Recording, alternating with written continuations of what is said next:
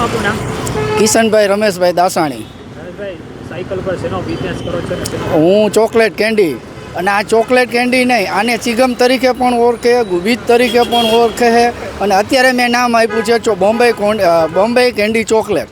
આની અંદર આ ખાસિયત છે કે આ ખાવાથી શરદી ઉધરસ બાળકને નહીં થાય અને ઇન્ફેક્શન પણ નહીં આવે, કારણ કે આની અંદર હું આદુ, લીંબુ, સૂંઠ અને મરી મસાલાથી ભરપૂર બનાવું છું. અને બીજી વસ્તુ, આ ધંધો મારા બાપ દાદાનો છે, અને ઓછામાં ઓછું આ 55 વર્ષથી અમારી પેઢી આ ધંધો કરતી આવી છે અને કરશે.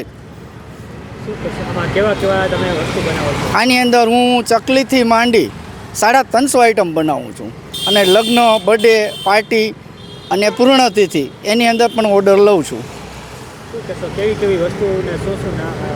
કઈ રીતે બનાવવામાં આવે? બધું આ હાથની એક કળા છે, અને આ કુદરતે મને બક્ષિસ આપી છે, અને મારું લક્ષ્ય એ છે કે બાળકને જેમ જેમ વધારે હું ખવડાવું અને આનંદ આપું, આ મારો લક્ષ્ય છે. આનાથી બાળકોને શું ફાયદો થાય છે?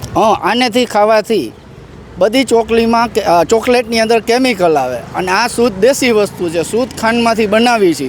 એની અંદર એડ કરું છું લીંબુ, ખાંડ, કે લીંબુ નાખવાથી ખાંડની અંદર જેટલો મેલ છે એ બધું હું બારી અને બહાર કાઢું છું, અને ત્યારબાદ આદુ, લીંબુ, સૂંઠ, મરી મસાલાથી ભરપૂર તૈયાર કરીને બાળકોને 350 આઈટમ બનાવી આપું છું.